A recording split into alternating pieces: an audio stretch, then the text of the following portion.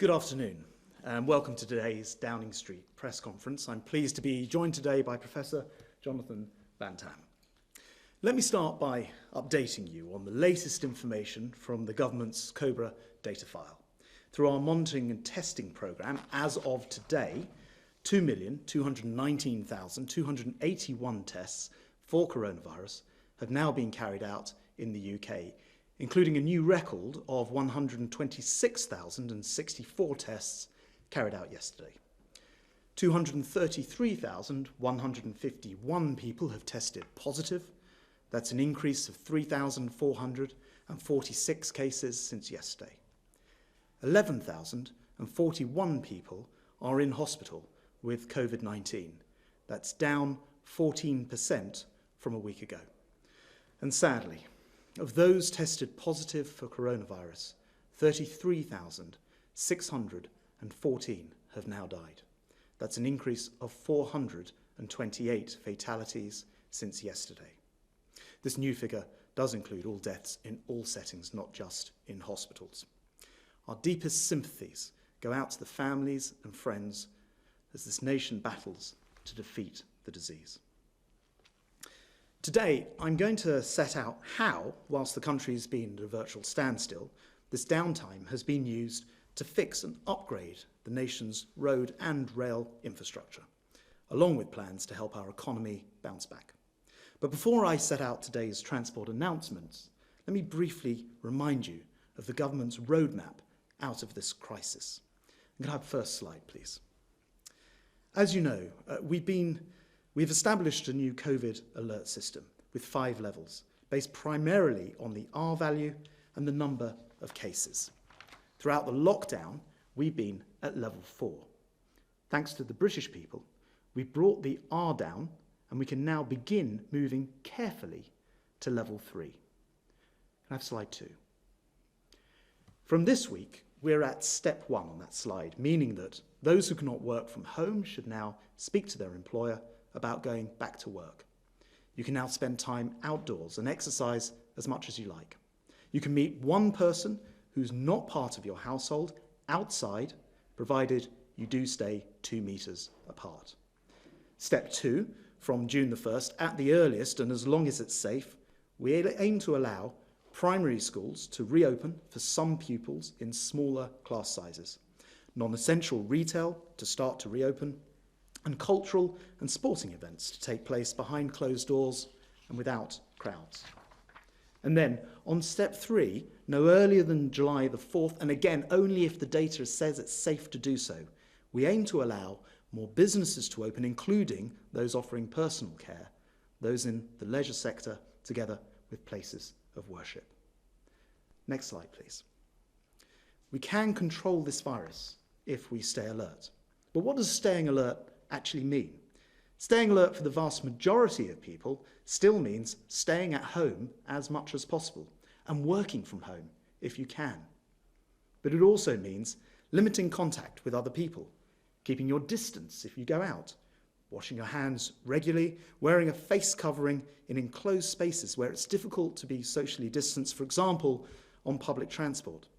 And if you or anyone in your household has symptoms, you all need to self-isolate.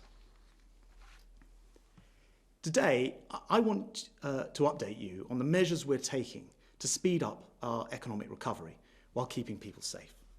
For 2 months, we've remained locked down, travelling as little as possible, and in doing so, the whole country has protected the NHS and helped reduce the number of COVID infections. But as we begin making tentative steps towards restarting our economy, and people in some sectors who can't work from home are beginning to return to workplaces, it is clear that transport has a critical role to play. Last Saturday, I explained why it's our civic duty to avoid public transport if at all possible, because even when we have 100% of the services up and running, there may only be socially distanced space available for 1 in 10 passengers. Therefore, in order to help reduce crowding, we set out a £2 billion programme to put cycling and walking at the heart of transport, with £250 million with that emergency money spending already underway. Over the past week, we followed this up by publishing 3 pieces of detailed guidance. First, for local authorities in England, explaining how they should prepare for significantly increased numbers of both cyclists and pedestrians. Next, for the transport sector to ensure that they provide safer services for those travelling and safer workplaces for their staff. And third, and most importantly, for passengers. We're asking the public to help ensure that the transport system does not become significantly overwhelmed by returning commuters. The guidance makes it clear that if you can't walk or cycle, but you do have access to a car, please use it, rather than travelling by bus, train or tram, especially where the public transport is liable to be overcrowded. And for those people who absolutely need to use public transport, it also explains how you can best protect yourself and those around you. In the coming weeks, as we carefully and cautiously restart sectors of our economy and people begin to travel once again, they should notice that whilst the country has been in downtime, with the roads and railways quiet, we have been busy, getting on with essential work, fixing the nation's infrastructure so we can recover faster when the time comes. This upgrade programme, the kind of work that at any other time would cause inevitable disruption and service delays whilst costing the taxpayer more, has instead carried out in previously unimaginable circumstances of a largely unused transport network. For example, we've completed 419 separate Network Rail projects over Easter, with a further 1,000 upgrades being carried out throughout the May bank holiday. Meanwhile, Highways England has been busy accelerating maintenance projects on the nation's roads. Last week, for example, we opened the vital A14 upgrade 7 months ahead of schedule. This is a route normally used by 85,000 drivers daily, which will dramatically improve access to the UK's largest container port of Felixstowe and permanently boost the distribution of goods around the UK. As Northern Powerhouse Minister, I can report that in the North we've delivered £96 million of rail infrastructure improvements during April, and throughout the country we've accelerated maintenance projects on road and rail, whilst always sticking to Public Health England safety guidelines. So that altogether, Highways England has delivered over £200 million of upgrades, and Network Rail has delivered £550 million worth during April alone. I'd like to thank the army of transport and construction workers who've been grafting very hard throughout this lockdown. But to make sure that Britain is ready to bounce back from coronavirus, today I can announce nearly £2 billion to upgrade our roads and our railways, to put our transport infrastructure in the best possible shape and to get our economy growing once again. This package includes £1.7 billion for local roads, making journeys smoother and safer for drivers, hauliers, cyclists, motorcyclists, pedestrians and others. By filling millions of dangerous potholes, we can make our roads safer and encourage more people to cycle or even take part in the upcoming e-scooter trials, helping more people play our part in relieving public pressure on public transport. This investment will help fix damage caused by the winter flooding, repair roads and bridges, and fund numerous road improvement schemes.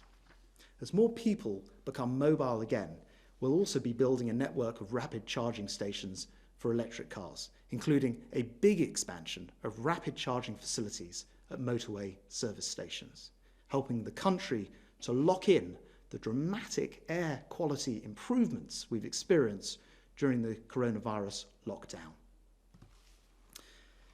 Amid all the sad news and the tragedy of loved ones we've lost, we somehow managed to do things in weeks that would normally take years. Building new hospitals, moving public services online, making instant reforms and fast-track new laws, extraordinary changes in the way that employers and employees work, effectively taking swathes of the economy online almost overnight. Now, we want to ensure that we can maintain this momentum. If building a new hospital takes just 2 weeks, why should building a new road still take as long as 20 years? If GP surgeries can move online, why are most rail passengers still travelling on cardboard tickets? We must exploit our newfound capacity to respond at pace and apply it to rapidly improving our infrastructure. And we must examine why it is that bureaucratic bindweed makes British infrastructure some of the costliest and slowest in Europe to build. Because whilst many will continue to work from home after this crisis, both the long-term transport trend and the pressing need of communities to level up across the country dictate that infrastructure will be even more important in stimulating our recovery and supporting new jobs. So by combining fast home internet access with vastly upgraded transport connections, we can help revive many of our small and medium-sized towns, which over the decades have been left behind. This has been a devastating start to the year, not just for Britain, but for the world. And we are only at phase 1 of that recovery plan. But we all know that it is our reaction to adversity that will ultimately define how we recover. We must harness our approach to tackling the pandemic and apply it to rebuilding our own infrastructure with the same swift action, innovation and collective determination that has characterised us over the past few weeks. And in doing so, we can emerge stronger. I'd like to turn now to Jonathan Van Tam for the data figures. Thank you, Secretary of State. Good afternoon to you all. And I'm going to go through today's slides, beginning with some new data. These are social distancing data. They've been collected by the Office for National Statistics, and they represent the period from the 24th of April to the 3rd of May this year. And what they show to you quite clearly is that 80% of adults in Great Britain only left their homes for the permitted reasons, if at all. 91% of adults avoided contact with vulnerable people, and compared with 12% last year, 44% of employed adults worked from home in that period. So you can see that there have been very dramatic and very important changes that the British people have made that have contributed to where we are now in terms of being able to begin easing the social distancing restrictions that we've been under for so many weeks. Next slide, please. Now, this slide shows you in a bit more detail testing and new cases across the UK from the period 6th of April on the left of the graphs through to the 14th of May on the right. And the top array in pink is testing.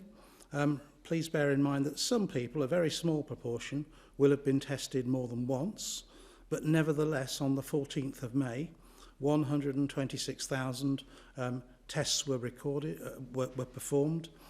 This is a new record. It's goes on the back of over 2.2 million tests delivered in total. And in terms of confirmed cases, on the 14th of May, there were 3,446 confirmed cases against a total of 233,151. If you look carefully at the bottom graph, the green graph, you can now see a gradual downward trend in the number of confirmed cases. Next slide, please. These are new data again, recently published by the Office for National Statistics, based upon a survey of households that will eventually get to a total size of 10,000 households surveyed. What it shows you are data from the 27th of April through to the 10th of May. And these are estimates based upon the sample, but these are estimates for all of England. And the estimate is that in that time period, 148,000 people were infected with COVID-19.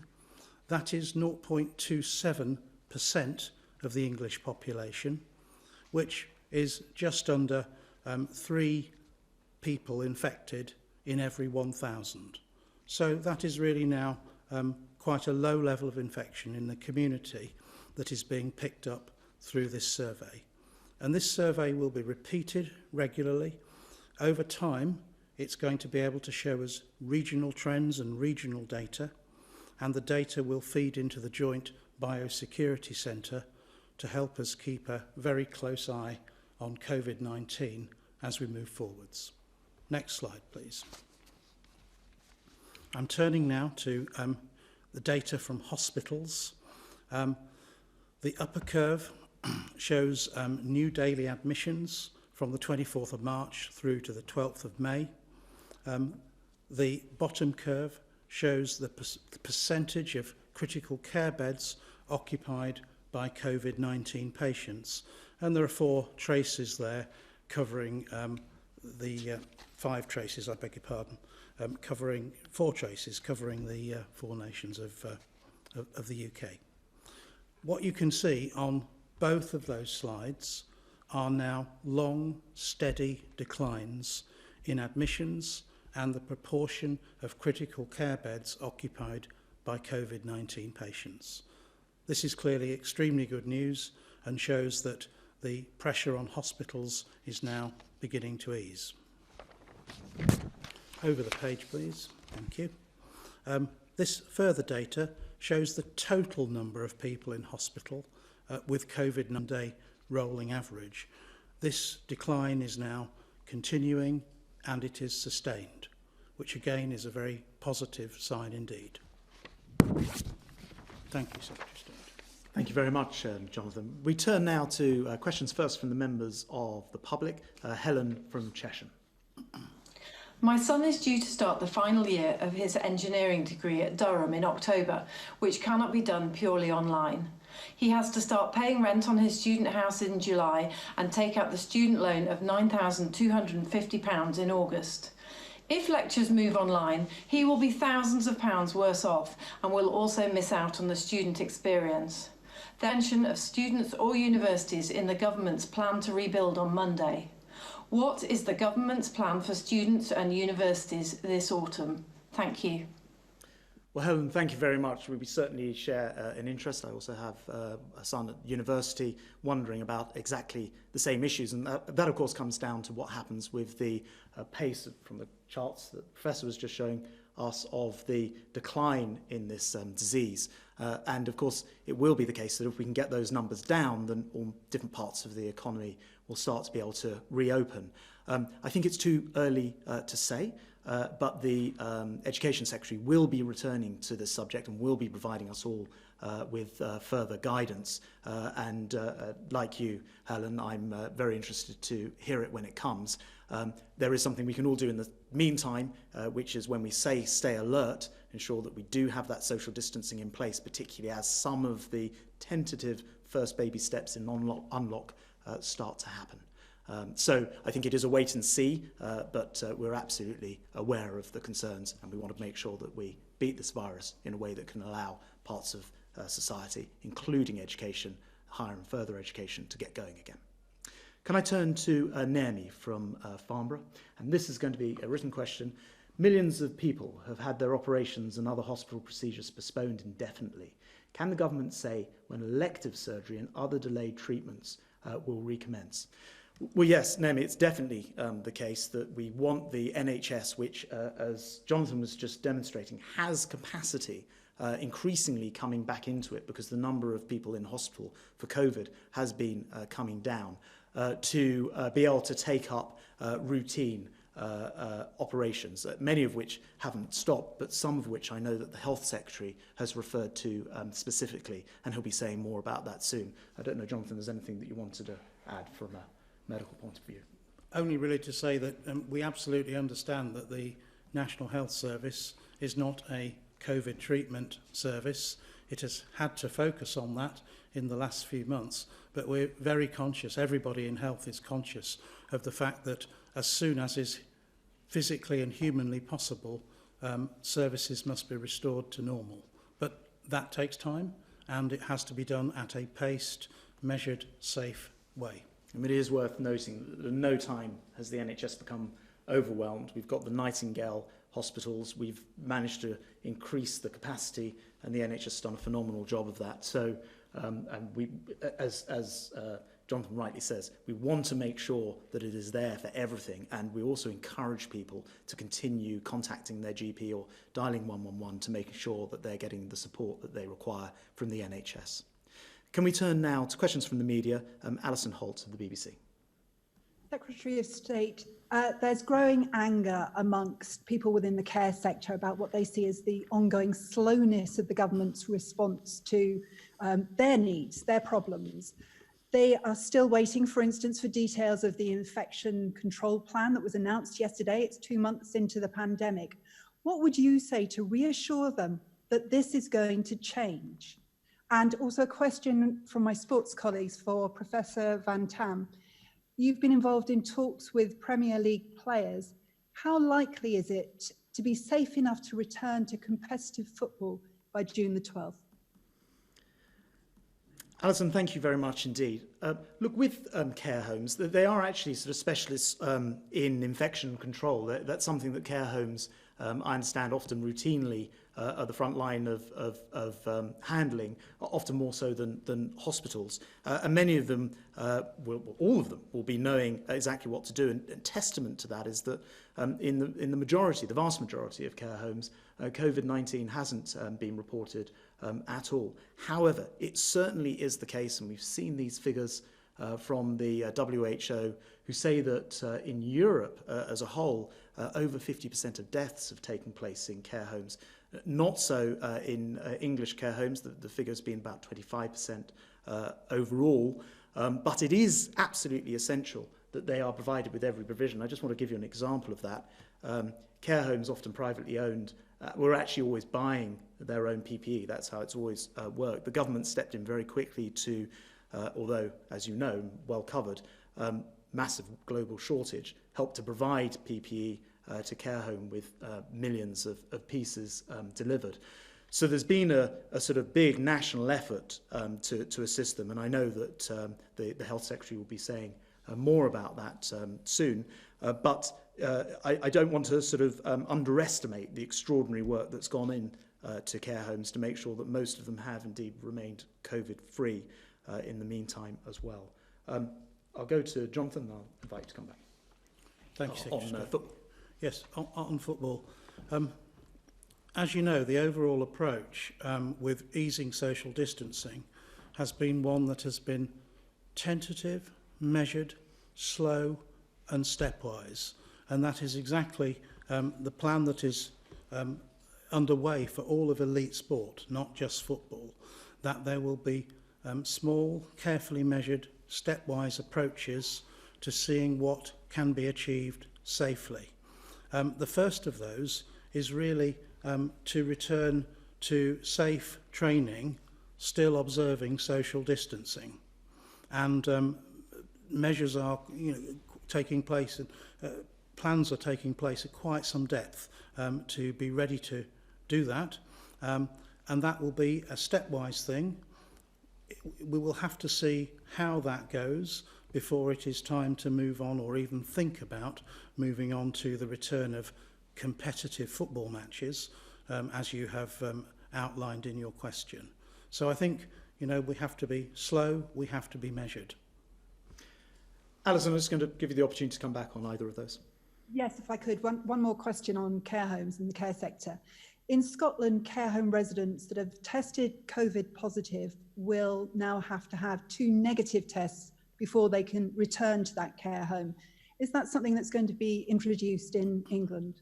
It's probably more a question for the medical experts and Public Health England than me. I did just want to mention, in regard to testing, though, that it's important to know that everybody in a care home, that doesn't matter whether that is a care home worker or a resident, and it doesn't matter whether they are symptomatic or asymptomatic can now be tested, and there are different routes to testing, one of which is there are now 116, is the latest figure, 116 mobile testing units which can actually physically, as required or if required, go to a care home as well, which is helpful to know. But I think on the sort of detailed, what the medical advice would be, again, I'll turn to the Professor. Yeah, so I'd just say there's an absolutely enormous effort now to increase the amount of daily tests performed in care homes, and testing is part of the discharge process before patients are discharged from NHS facilities to care homes.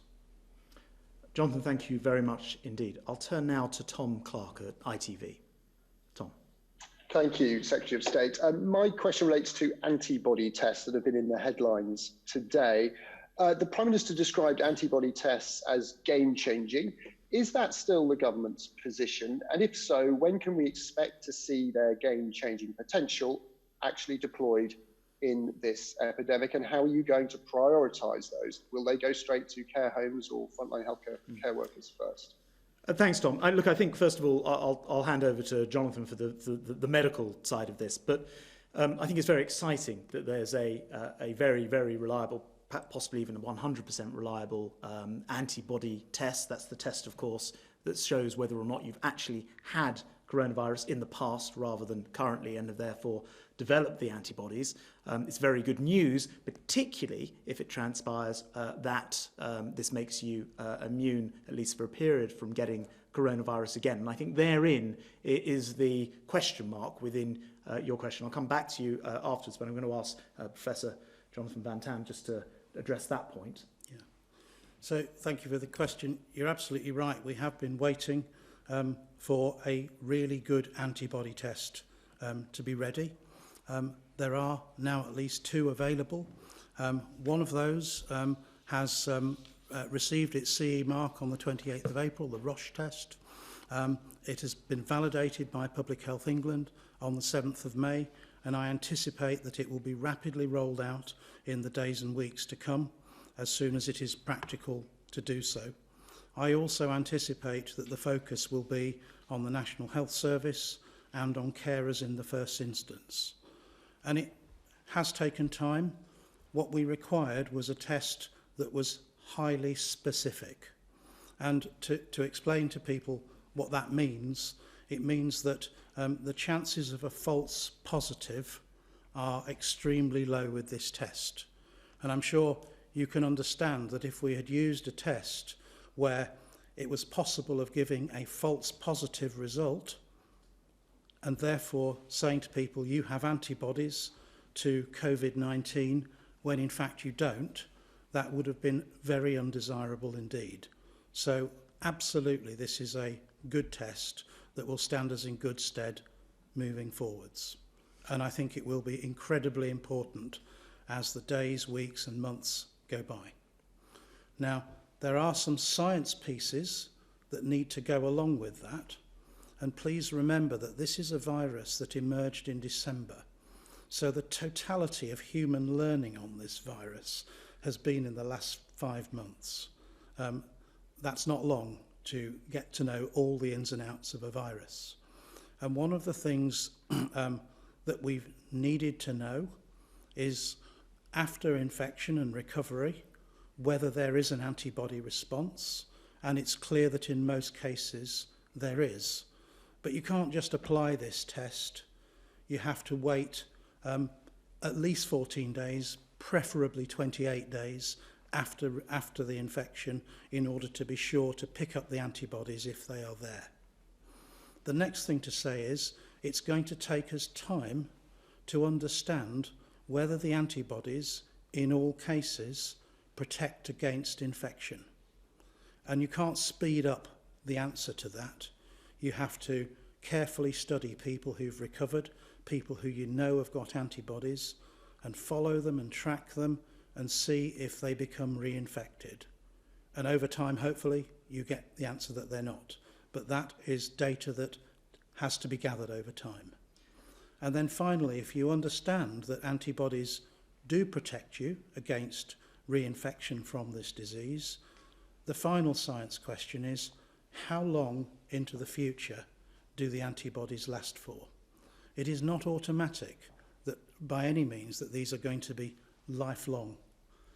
We just don't know. We'll have to take people with antibodies and measure them over time to understand how long the antibodies stay in the body. And that is something that I'm afraid scientists all around the world have to be patient about and have to wait for the answers. Now, those answers may come from other parts of the world. They may come from the UK, where there's enormous efforts being put into what we call long-term serology surveys to understand all of this. But it isn't something that you can compress through time in a science sense, no matter how hard you try. We just have to learn as we go along. But the good news is we do now have antibody tests that we absolutely can rely on. Thank you very much, Jonathan. So, Tom, I think to answer your question, if all of those things end up being yes, and it actually provides that kind of immunity, then for sure it would be game-changing, because it would enable us to do things in terms of releasing lockdowns that wouldn't be possible otherwise. I think your second part of your question was about quantity. I don't know the exact answer to that. Hundreds of thousands, if not millions, will be the answer, I'm sure, but it's a very positive development, and we're delighted that it's happened. Did you want to come back at all, Tom? May I be permitted just one follow-up? Yes, just as I understand it, there are other tests, and Professor Van Tam just alluded to that, not just Roche. I believe Abbott Laboratories have an effective antibody test as well. I'm getting the impression the government is doing a deal with Roche. Is that are we having an exclusive relationship here, or are we going to try and spread our bets, given the uncertainties that still remain in terms of the science? And secondly, have these tests been validated against people with very low levels of antibodies, these asymptomatic cases? Because that's the game-changing element, is how many people out there have actually had COVID-19, and we won't know that if we can't spot people with asymptomatic. So on that second point, I know the tests were carried out at Porton Down by PHE. Jonathan may know more about it. On the first point, of course, we'll want to get as many tests as possible. We've never restricted ourselves with that regard, and we've looked at other antibody tests before this, which actually just didn't stack up once we'd tested them, including some very early on. And unless you have that 100% accuracy, they're not helpful in individual cases, though I think it is true to say that you can have less than 100% accuracy and come up with a useful survey of a wider percentage and come up with statistically useful information. It's not the same as having what appears to be there now. So I think to these questions we'll have to wait and see the answer. And I don't know if you wanted to add anything on the testing side of things. Well, so on the contracting point, doctors aren't told that kind of thing, and I'm sure I couldn't talk about it anyway because it's undoubtedly commercially sensitive. I'm an epidemiologist, not a laboratory scientist, so I think the question you're asking is there a kind of threshold below which the tests cannot pick up a very faint signal? And I don't know the answer to that. I think the Secretary of State is right. That does not change their value in understanding what is going on in the British population and how many of us have now been exposed to this disease, been infected, even if we may not have known it at the time, and now have antibodies. And that's going to be a critical piece of understanding as we go forwards, because we're going to have to live with this virus for quite some time, certainly until a vaccine comes along. Tom, thanks very much. It's a fascinating and extremely important and actually quite hopeful area given the news on that antibody today. I'd like to turn now to Charlotte Ivers of Talk Radio. Thank you, Secretary of State. NHS England were due to publish some data today on the number of urgent operations cancelled in March 2020. That data release has itself been cancelled, and I'm quoting from the gov.uk website here. It says, these statistics will not be collected and published for the period due to the coronavirus illness and due to the need for capacity, to release capacity across the NHS. So can we be absolutely clear here? Does the government know how many urgent operations were cancelled in March 2020? Thanks very much, Charlotte. Simple answer, I don't know the answer to that. It is the case that in all these situations, we're trying to get data out as much as possible, both as a government. We found that to be a useful process to just put data out there so people can analyse it. But also, of course, people like the Office of National Statistics, who look after the nation's statistics, and the NHS, who have a very big statistics function. I guess from your description, it's the first I've heard of about it, but I guess from your description, it is just a prioritisation issue. Actually, with your permission, I'll ask the Health Secretary when I speak to him and make sure we specifically get you an answer to your question, unless Jonathan knows anything off the top of his head. I don't have that answer. No, I'm afraid I don't know enough about the way that the statistics are delivered within the NHS to answer the question. I'll just give you a chance to come back, Charlotte, in case you've got a follow-up on that. Absolutely. I think, yes, from what's on the gov.uk website, it does seem to be a case of prioritisation, but obviously these are urgent operations. And therefore, I'm surprised to see the government hasn't taken it as a priority to assess how many have actually been cancelled. So, Charlotte, what I can certainly tell you is I will check in with the Health Secretary immediately after this, and we'll find out what we know about it. It will, as you rightly say, possibly be a question of prioritisation, or, as in other cases during coronavirus, the NHS having to put its resources elsewhere in order to get things going. That said, I'd be surprised if we haven't got a pretty firm knowledge on the number of operations. I do see statistics mentioned mostly by the media on this all the time. Let's find out the answer for you, and you can rebroadcast it. Thank you very much indeed. Thank you for the question. Can I turn to Jim Pickard of the FT? Jim. Secretary of State, back in March, you bailed out almost the entire railway industry. But Transport for London is running out of money fast, and Sadiq Khan, the mayor, has said that they're basically hours away from some major cash crunch. I understand you're close to some kind of rescue deal for them, but they're saying that they need money not just for the spring, the summer, the autumn, but they need money possibly for several years if social distancing is to remain on the tube and on London buses. Is that something that you can commit to?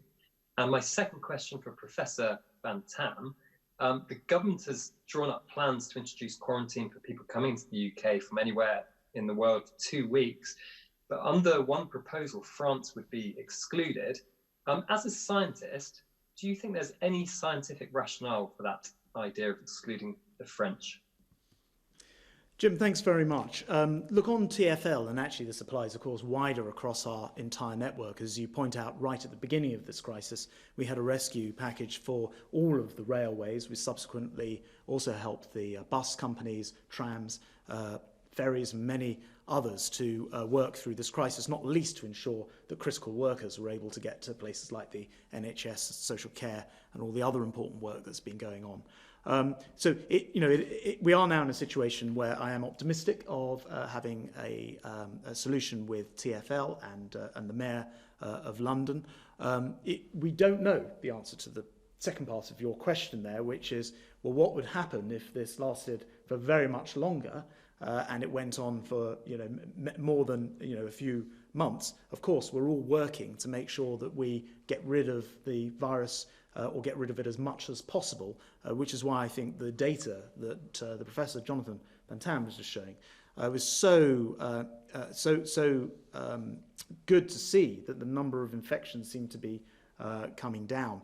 But we don't know what the long term will be.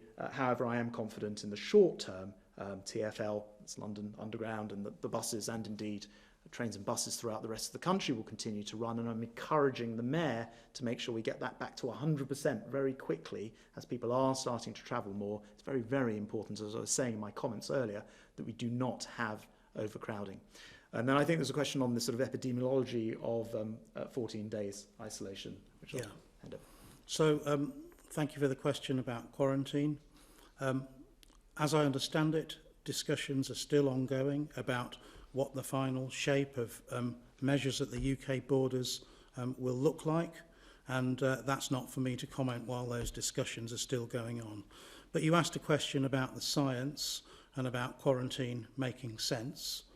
Given that the incubation period of this illness is up to 14 days, then asking people who cross the UK border to stay at home for 14 days to self-isolate means that they can't develop symptoms or become infectious just before the development of symptoms and be out there at large in our community. So that's scientifically very important. And where quarantine and when quarantine makes most sense scientifically is when the incidence, the level of disease, the level of new cases in the receiving country, in this case the UK, is low, and it makes most sense in terms of travellers coming from areas where the incidence is high. Jim, do you want to come back on either of those points? Just on the TfL point, are you expecting the Mayor to introduce higher fares as part of the TfL rescue package? And do I understand that, Professor Van Tam, that you're saying that because we have a higher infection rate than France, then that's not really a problem? In which case, why wouldn't we apply the same rule to other countries with a lower infection rate? On the first point, and I can actually comment on the second one if you like as well. On higher fares, look, it's very important, I think, in providing a rescue package for TfL that the London Mayor can work with, that we don't end up in a situation where people from outside the capital are unfairly carrying the burden. And by which I mean, sadly, I have to stand up and do them each year, fares do end up having to rise with inflation. Otherwise, everyone knows there's less money going into the system. And if you have consistent fare freezes, it means that more money isn't going into the system. And you can't then have an unfair settlement where other British taxpayers are effectively bailing out the system, albeit that the system in this case is in trouble because clearly of coronavirus. So there is the right balance to be made to answer your question head on. In terms of the 14 days and what happens at our borders, to pick up on your last point, which is probably better aimed at me, but we're working on the detail of this. Let's wait till we've seen it. As a principle, though, it seems fair and right that if we're asking the British people to stay at home and make such huge sacrifices in their own lives, then we would expect anybody coming back to the country to do the same thing, or visiting the country to do the same thing, with some limited exceptions. And for the reasons that Jonathan was explaining, it makes sense to do that as our own level of infections come under control, not to effectively re-import it. And of course now we have things like the testing and tracking capacity to do that. It's worth mentioning actually that in terms of the testing and tracking app, I know that the Health Secretary will say more about it shortly, but there are now over half the residents of the Isle of Wight where this is being tested out who have downloaded the tracking app for the first time, or in total rather. The actual number is 72,300, which means that over half of Isle of Wight have downloaded that. And one of the things we'll be asking people to do at the border when they come in is to download the app and provide us with contact details so that we know where people are. So I think it's a very sensible, proportionate approach to making sure we don't re-import a problem once we've got these numbers under control, particularly now we have that test and tracking capability which wouldn't have existed some time ago. Jim, thank you very much indeed. I'm going to turn to John Stevens of the Daily Mail. John. Thank you, Transport Secretary. You're asking people to use cars instead of public transport. Aside from road upgrades that are likely to take some time, what are you going to do to help motorists now? Could local councils be asked to scrap parking charges or get rid of parking restrictions? Could people get help to buy a car? Thanks, John.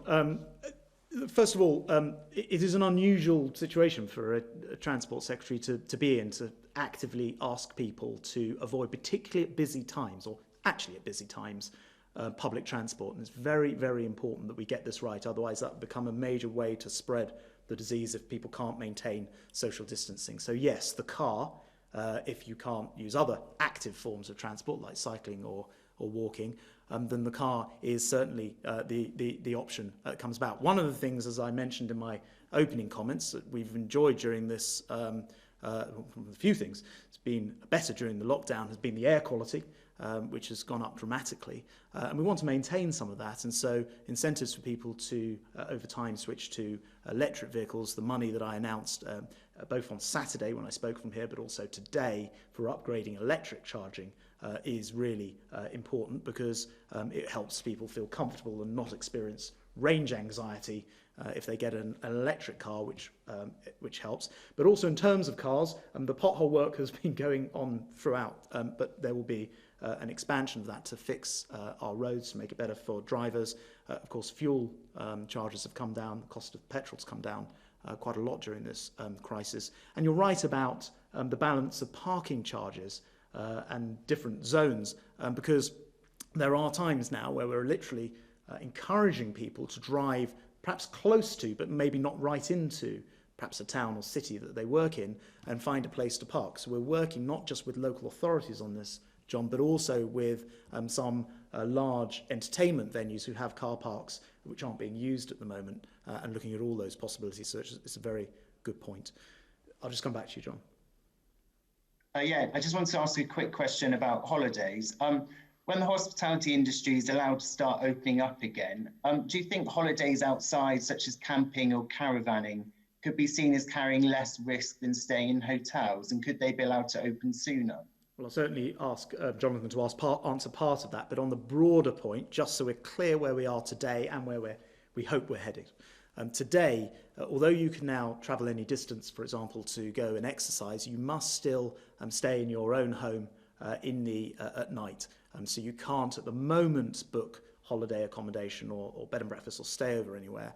But over a period of time, and I set out in that slide earlier, phases 1, 2 and 3, we are saying that we will look to unlock if the data says it's possible, and if not, we'll have to stop, I'm afraid. But if we can, we'll unlock, and at that point, my impression is that outdoors actually, as things stand at the moment, is a lesser risk than indoors, but right now I'm going to stop and defer to an expert professor.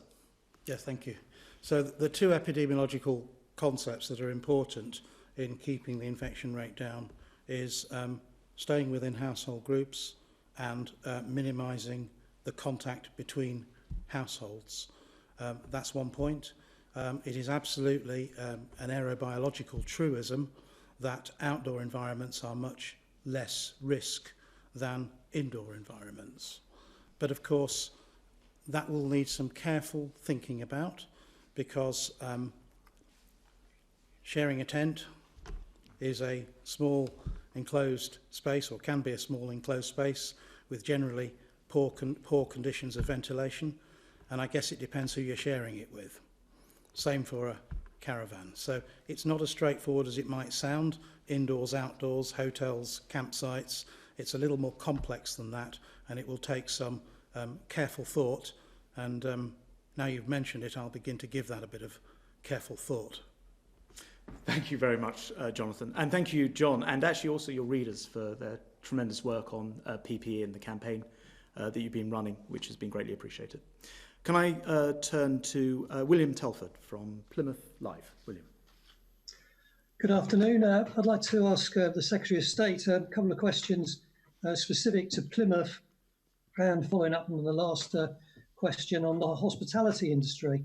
I don't know how much you know about Plymouth, but 2020 was set to be a very big year for us with the Mayflower 400 celebrations. Those have all now been postponed.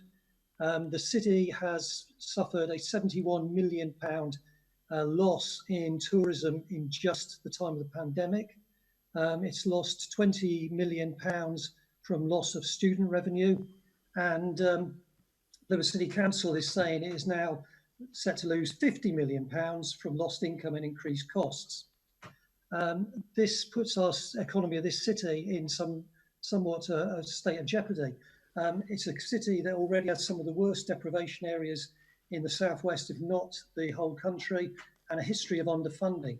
So I wonder if the Secretary of State can tell us, is there anything you can do or are planning to do to specifically help cities such as Plymouth that have unique problems? And secondly, in light of what the French Prime Minister said today about restarting domestic holidays in France from July and August, and bearing in mind the problems we've got with the hospitality sector here, could we expect a similarly clear announcement before July the 4th? And will there be any sort of support package expressly for hospitality? Thank you very much indeed for those questions, William. So I think Plymouth is actually, like many areas, experiencing the worst of the coronavirus. It's clearly decimated things like planned celebrations, and I was aware of the one that was planned for this year. I did check before seeing you were coming on, and I know that the government's business support package in Plymouth has allocated £47 million to Plymouth, and has also paid over 3,200 grants totalling over £39 million to organisations there. Also, you will recall from other ministers saying it, we're allocating £3.2 billion of additional funding to local government, and I make that point to address your wider issue of towns and places like Plymouth, cities like Plymouth, and to respond to the coronavirus, of which Plymouth has received £15.7 million of that money to date.